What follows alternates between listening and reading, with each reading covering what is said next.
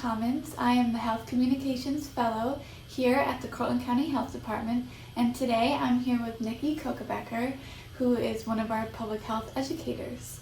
So Nikki, what exactly is your role at the health department? I work in the reality check part of the grant through Advancing Tobacco-Free Communities. Specifically, I work in a youth development role where we run a team-led program that combats tobacco marketing and hopes to educate communities about the harms of tobacco. Great. So today we'll be talking about tobacco litter. So can you tell us, what is tobacco litter? Tobacco litter is any piece of trash or litter that is produced by a tobacco product. So it could be a bag from a cigar.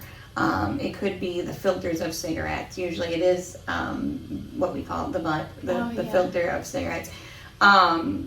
They could be leftover cigars. It could be jewels. It could be the pods. It could be the whole vape that's disposable.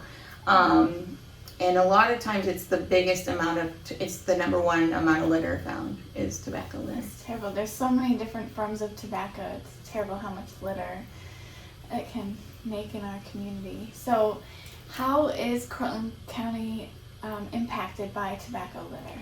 Specifically, you will see at parks, you'll see a lot of cigarette litter for one. Like you'll see the butts all around. Yeah. More recently, you'll find full vapes like disposed of. And even if they're empty and somebody thinks it's not a big deal because they're empty, they don't have the juice in them, the battery is still a part of it, and they're actually hazardous waste because the batteries can explode at any point. So imagine a little kid picking up, a vape. Yeah. The potential for danger is there. Not just putting it in their mouth, but just touching it. Oh my goodness, that's terrible. So you touched on how it can be harmful for our environment. How is it harmful for people in general, too?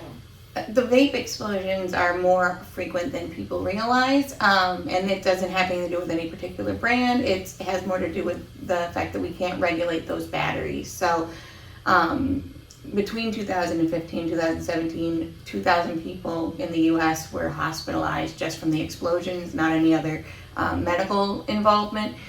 That is a particular issue when you're talking about playgrounds or school grounds or anywhere where some unsuspecting person is doing something what they think is nice. They might pick it up and it could blow up. So that's terrible. Yeah. So what can people do in Cortland County to help clean up the parks, or just to reduce the amount of litter that we're seeing?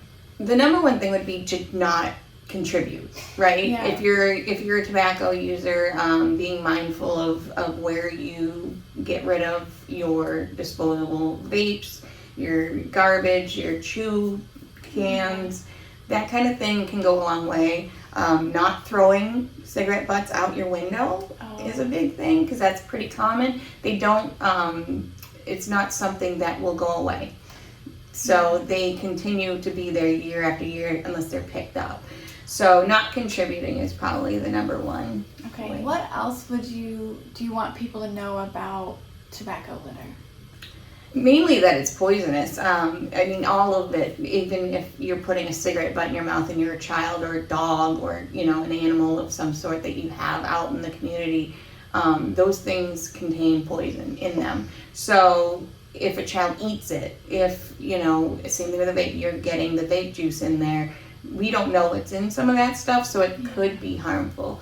It's not as simple as just like throwing a wrapper on the ground and not feeling too bad because it might, be biodegradable. Right. These are not biodegradable things, and they are harmful. Oh man. Well, thank you for having this conversation, and I'll link tobacco cessation materials and other materials down below. But thank you so much for coming and talking with us. Thank you.